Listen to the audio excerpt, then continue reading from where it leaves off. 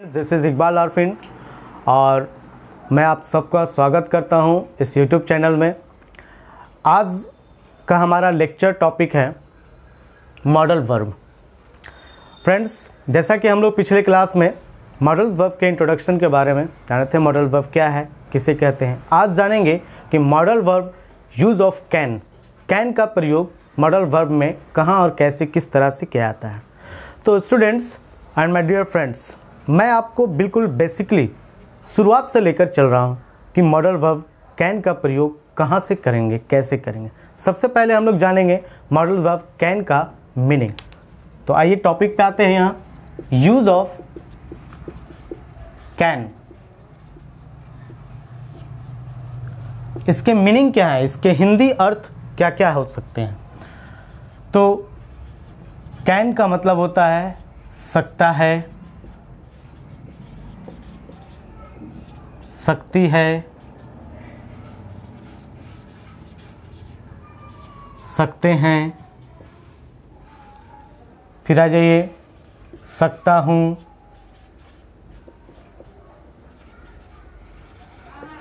सकते हो। ये सारे मीनिंग है कैन के।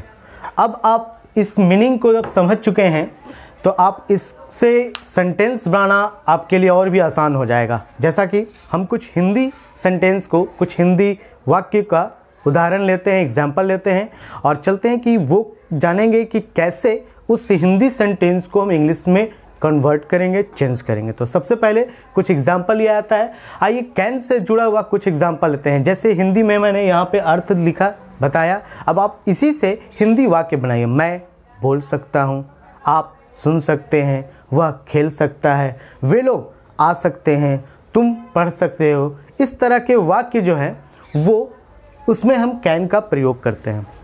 अब आइए इसी तरह के वाक्य को कैसे आप इंग्लिश में कन्वर्ट करेंगे, उसको कैसे ट्रांसलेट करेंगे, उसके बारे में हम लोग जानें। तो सबसे पहले एक एग्जांपल लेते हैं। एग्जांपल लेने से पहले ट्रांसलेट जब करेंगे हिंदी से इंग्लिश में तो उसके लिए बेसिक स्ट्रक्चर हम लोग फॉर्म करेंगे और उसी स्ट्रक्चर के आधार पे सेंटेंस को कन्वर्ट किया जाएगा। तो सबसे पहले हम लोग सब्जेक्ट रखेंगे, उसके बाद फिर मॉडल वर्ब कैन का प्रयोग करेंगे, उसके बाद वर्ब का फर्स्ट फॉर्म यानी जो आपका बेसिक वर्ब होता है, पढ़ना, लिखना, खेलना, कूदना, हंसना, जाना, ये वर्ब का फर्स्ट फॉर्म हम लोग यूज़ करेंगे।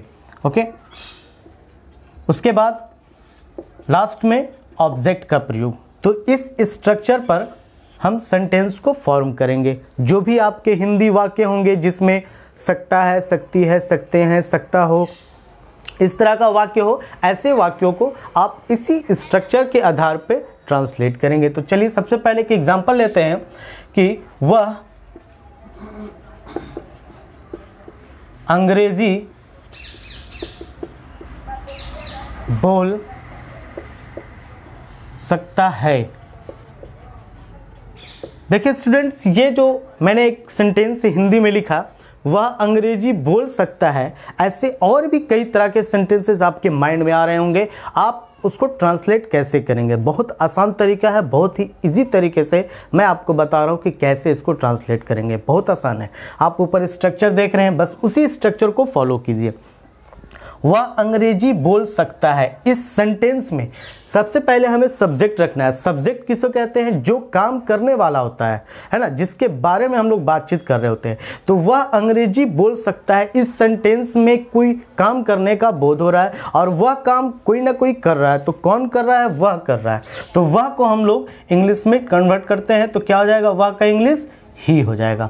और चूंकि ही इसलिए क्योंकि यहाँ सकता है दिया हुआ, अगर सकती है दिया रहता तो सी का प्रयोग करते, सकता है इसलिए हम लोग यहाँ पे ही का प्रयोग कर रहे हैं। अब ही के बाद क्या करेंगे? चूंकि सेंटेंस के अंत में, हिंदी वाक्य के अंत में सकता है दिया हुआ है तो आपको कैन का प्रयोग, मॉडल वर्ब कैन का प्रयोग करना है। यहाँ पे कैन लगा देंगे, ही कैन। वर्ब वन यानी वर्ब का फर्स्ट फॉर्म यूज करना है। इस सेंटेंस में काम, कौन सा काम हो रहा है? तो बोलने का काम हो रहा है। बोल सकता है यानी यहाँ पे बोलने का काम किया जा रहा है। तो बोलना का इंग्लिश होता है स्पीक, तो हम स्पीक का फर्स्ट फॉर्म यूज करेंगे, है ना, ही कैन स्पीक। क्या बोल सकता है? तो अंग्रेजी। तो यहाँ पे अब रखेंगे हम लोग ऑब्जेक्ट इंग्लिश। तो ये हो गया आपका ट्रांसलेशन बहुत आसान तरीका है, वह अंग्रेजी बोल सकता है, ही कैन स्पीक इंग्लिश। इसी तरीके से आप और भी बहुत तरह के सेंटेंस बना सकते हैं, जैसे मैं दौड़ सकता हूँ, आई कैन रन, तुम बोल सकते हो, यू कैन स्पीक, वह हंस सकता है, ही कैन लाफ, हम लोग पढ़ सकते हैं, वी कैन रीड। इस तरह से बहुत सारे सेंटेंसेस आप बहुत आसान तरीके से बिल्कुल चुटकी में आप इसे बना सकते हैं। तो आइए, ये आपने जाना कि हम ट्रांसलेट कैसे करेंगे। अब जो है मैं आपको बताने जा रहा हूँ एक हिंदी वाक्य को और कई तरीके से, कई प्रकार से बनाने का। सबसे पहले ये जो मैंने सेंटेंस बनाया, ही कैन स्पीक, इसे अफर्मेटिव फॉर्म कहते हैं। अब आइए, इसी सेंटेंस को नेगेटिव में चेंज करना हो, नेगेटिव फॉर्म में लाना है। नेगेटिव मतलब नकारात्मक, है ना। तो आप नकारात्मक फॉर्म में जब इसे लाएंगे तो सेंटेंस को कैसे कन्वर्ट करेंगे, बहुत आसान है। सबसे पहले आपको ही का प्रयोग करना है, फिर मॉडल वर्ब कैन का प्रयोग करना है, और कैन के ठीक बाद, चूंकि ये सेंटेंस नेगेटिव है, इसमें नहीं शब्द लगा हुआ है, तो जब नहीं शब्द लगा रहेगा तो कैन के ठीक तुरंत बाद नॉट का प्रयोग करेंगे, है ना। बहुत आसान है, कैन के ठीक बाद नॉट का प्रयोग करना है। फिर उसके बाद स्पीक, जो वर्ब है आपका, वर्ब का फर्स्ट फॉर्म, वो यूज करना है। फिर उसके बाद ऑब्जेक्ट रखना है, ही कैन नॉट स्पीक, इसका अर्थ हो गया वह अंग्रेजी नहीं बोल सकता। तो ये नेगेटिव फॉर्म। अब आइए इसका इंट्रोगेटिव फॉर्म। इंट्रोगेटिव सेंटेंस जो होता है स्टूडेंट्स, उसमें क्या है कि आप प्रश्न करते हैं, और प्रश्न करने में वाक्य इस तरह से होगा कि जो हिंदी सेंटेंस आपका यहाँ पे दिख रहा है वह अंग्रेजी बोल सकता है, बस इसी वाक्य के शुरुआत में क्या शब्द का प्रयोग करेंगे। तो जहाँ क्या शब्द लग जाता है शुरुआत में, वो आपका इंट्रोगेटिव फॉर्म हो जाता है। और वैसे वाक्य के लिए आप इस सेंटेंस, मतलब जो एग्जाम्पल दिया गया उस सेंटेंस को इंट्रोगेटिव फॉर्म में कैसे चेंज करेंगे, तो वो भी बहुत आसान तरीका है। बस आपका इस सेंटेंस का जो मॉडल वर्ब है उसको पहले ले आना है, यानी कैन का प्रयोग पहले करेंगे और फिर उसके बाद ही लाएंगे, यानी कैन की जगह पर ही को ले आना है और ही की जगह पर कैन ले आना है। जस्ट जो है ये पलट जाता है, ये पहले चला आता है। तो कैन ही, बाकी जैसे है speak English, can he speak English, तो इसका अर्थ क्या हो गया कि क्या वह अंग्रेजी बोल सकता है। और लास्ट में फिर, चूंकि ये सेंटेंस क्वेश्चन है इसलिए क्वेश्चन मार्क देना बिल्कुल नहीं भूलेंगे। तो ये हो गया कैन ही स्पीक इंग्लिश, क्या वह अंग्रेजी बोल सकता है। अब आइए इसी सेंटेंस को नेगेटिव फॉर्म में लेकर आते हैं, क्या वह अंग्रेजी नहीं बोल सकता है। तो उसका भी तरीका क्या है, बस सेम इसी प्रकार से यूज करेंगे कैन, उसके बाद फिर ही का प्रयोग करेंगे और ही के ठीक तुरंत बाद नॉट लगा देना है अगर आपका इंट्रोगेटिव नेगेटिव है तो।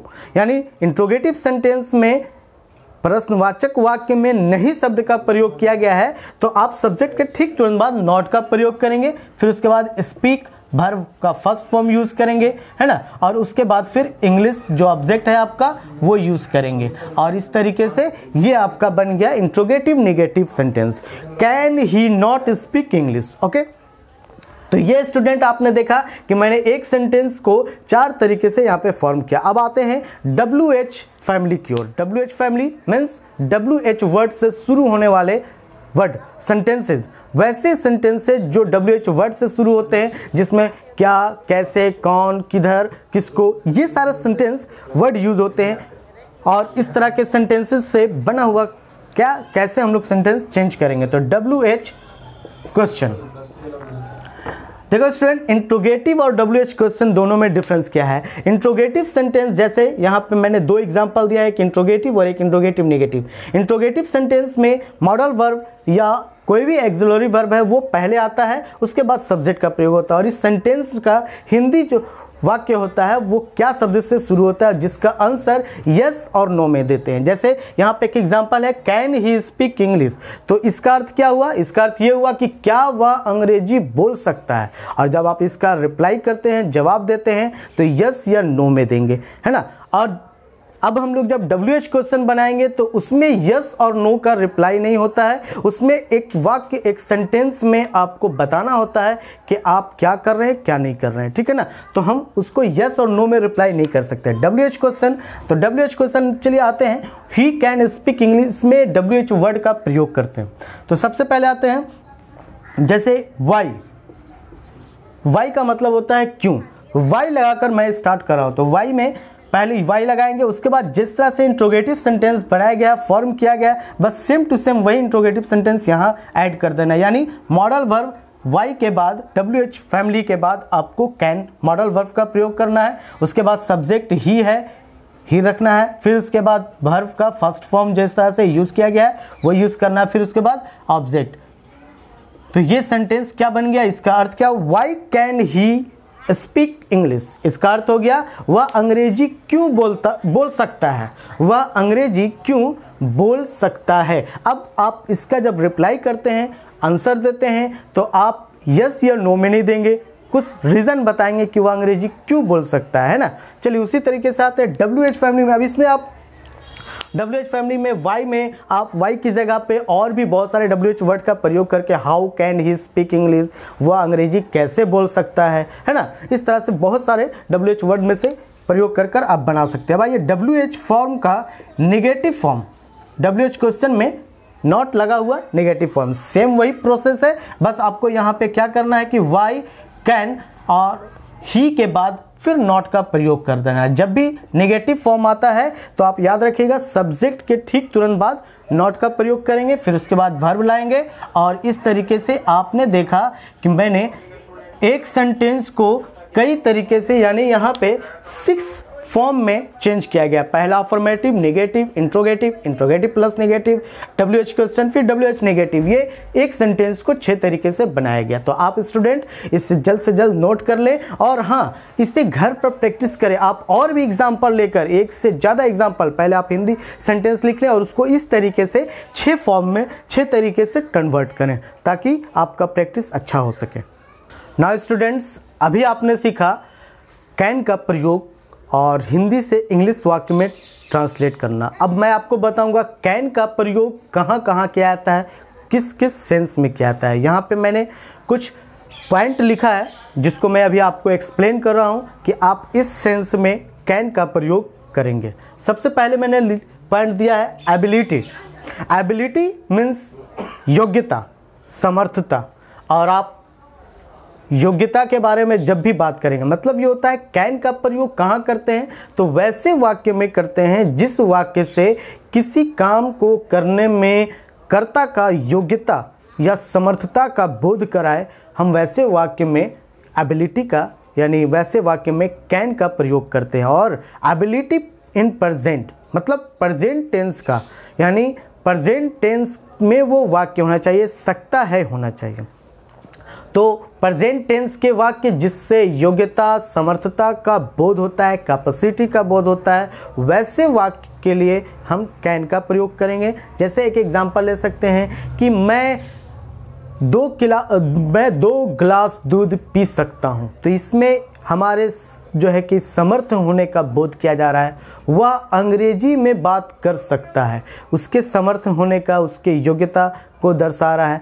तो ऐसे ही कुछ वाक्य में हम कैन का प्रयोग करेंगे। अब जैसे ये कहा जाए कि तुम्हारे दादाजी रोज़ सुबह 2 किलोमीटर चल सकते हैं, तो ये जो है दादाजी की समर्थता, उसकी योग्यता का बोध कराया जा रहा है, उनके समर्थ होने का बोध कराया जा रहा है। तो ऐसे वाक्य में हम कैन का प्रयोग करेंगे। तो एक एग्जांपल लेते हैं कि वह अंग्रेजी में बात कर सकता है, ही, या फिर ये कहा है कि he can drink 4 glasses of milk, वह 4 गिलास दूध पी सकता है। जी, यहाँ पे बात किया जा रहा है, आमतौर पे 1 गिलास दूध पीने के बाद लोग बिल्कुल ये हो जाते हैं, लेकिन यहाँ पे एक व्यक्ति, एक कर्ता के बारे में बताया जा रहा है कि वो समर्थ है कितना, 4 गिलास दूध पीने के लिए। तो he can drink 4 glass of milk. चलिए दूसरा पॉइंट है हमारा पॉसिबिलिटी, मीन्स संभावना। देखिए स्टूडेंट, हम लोग दैनिक जीवन में बहुत सारे ऐसी बातें करते हैं जिसमें संभावना, एक अनुमान लगाते हैं, वह आ सकता है, वह यह प्रश्न का जवाब दे सकता है, तुम शाम में पहुंच सकते हो। तो इस तरह का वाक्य जो है ये क्या दर्शाता है, ये दर्शा रहा है कि हम संभावना कर रहे हैं, हम एक अनुमान लगा रहे हैं। तो ऐसे वाक्य में भी हम कैन का प्रयोग करेंगे और वाक्य प्रेजेंट टेंस में होना चाहिए। तो जैसे कहा जाए कि वह तुम्हारा भाई शाम में पहुंच सकता है। अब ये शाम में पहुंचने की बात हो रही है, तो कहने का मतलब है मैंने कहा कि तुम्हारा भाई शाम में पहुंच सकता है, मैं अनुमान लगा रहा हूं, एक संभावना व्यक्त कर रहा हूं। ये नहीं कि मैंने कहा और वो पहुंच ही गया। और हाँ, संभावना व्यक्त करने में 90% संभावना व्यक्त किया जाता है, 90% पॉसिबिलिटी है कि हाँ लगभग वो पहुंच ही सकता है, तो वहां पे आप कैन का प्रयोग करेंगे। तो यहां हो जाएगा क्या, example, your brother can arrive in the evening, यानी तुम्हारा भाई शाम में पहुंच सकता है। ठीक है, तो यहां पे पॉसिबिलिटी की बात हो रही है। चलिए, थर्ड पॉइंट है परमिशन। स्टूडेंट्स, जब आप किसी से अनुमति लेते हैं, किसी से परमिशन लेते हैं, तो वहाँ पर भी कैन का प्रयोग करते हैं। हालांकि मैं आपको बता दूं कि आपको सुनकर ये थोड़ा हैरानी हो रही होगी कि परमिशन में कैन का प्रयोग, हाँ बिल्कुल, आज मॉडर्न ग्रामर में परमिशन के लिए कैन का भी प्रयोग होता है।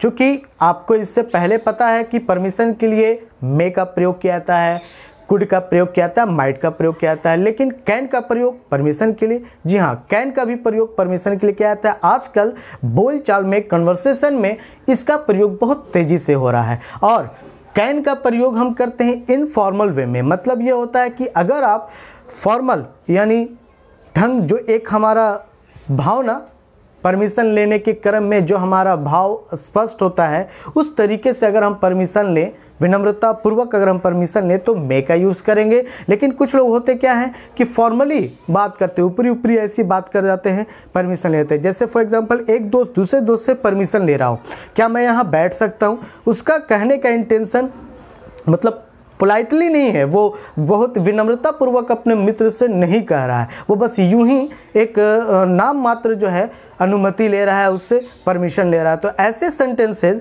फॉर्मली जो इनफॉर्मल वे में आ जाते हैं, वैसे सेंटेंसेस में हम कैन का प्रयोग करेंगे। तो यहाँ एग्जांपल हो सकता है कि can I sit beside you, क्या मैं तुम्हारे बगल में बैठ सकता हूँ, है ना, क्या मैं तुम्हारे बगल में बैठ सकता हूँ। Can I sit beside you. और चूंकि परमिशन ले रहे हैं, तो परमिशन जब लेंगे तो वो इंट्रोगेटिव फॉर्म में हो जाएगा, और इंट्रोगेटिव फॉर्म में होगा, इसलिए लास्ट में क्वेश्चन मार्क देना जरूरी है। अच्छा, इसी परमिशन का अगर आप रिप्लाई करते हैं हाँ तुम बैठ सकते हो, तो वो भी कैन के रूप में प्रयोग किया जाएगा। यस यू कैन सिट, है ना, yes you can sit beside me, आप इसका रिप्लाई कर रहे हैं तो आप वहां पर भी कैन का प्रयोग करेंगे। चलिए आइए उसके बाद आते हैं रिक्वेस्ट। स्टूडेंट्स, अगर आप कभी किसी से रिक्वेस्ट कर रहे हैं, किसी बात को लेकर, रिक्वेस्ट करने में भी कैन का प्रयोग किया जाता है।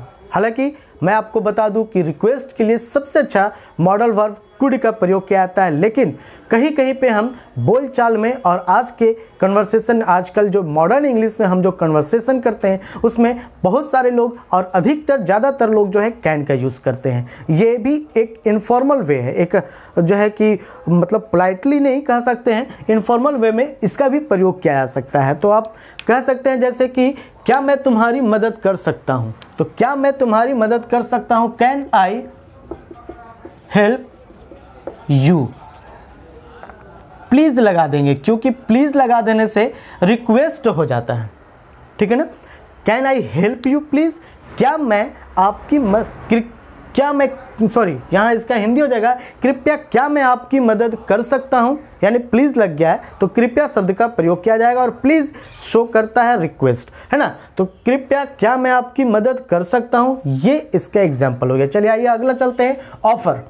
स्टूडेंट्स, जब आप किसी को ऑफर करते हैं, मीन्स प्रस्ताव देते हैं, ख़ास तौर पे हेल्प यानी सहायता के दृष्टिकोण से, सहायता के माध्यम, यानी आप जब किसी को ऑफर कर रहे हैं तो उसमें हेल्प होना चाहिए, हेल्प जैसा भावना प्रकट होना चाहिए। तो वैसे वाक्यों में भी आप कैन का प्रयोग करेंगे। जैसे आप ये कह सकते हैं कि क्या मैं तुम्हारा थैला ले सकता हूँ, क्या मैं तुम्हारा थैला ढो सकता हूँ, मतलब आप उसको हेल्प करने की बात कर रहे हैं। यहाँ पे आप उसे ऑफर भी कर रहे हैं, प्रस्ताव भी कर रहे हैं, और साथ ही साथ उसमें हेल्प भी छुपा है। तो वैसे सेंटेंसेस में आप कैन का प्रयोग करेंगे। तो कैन आई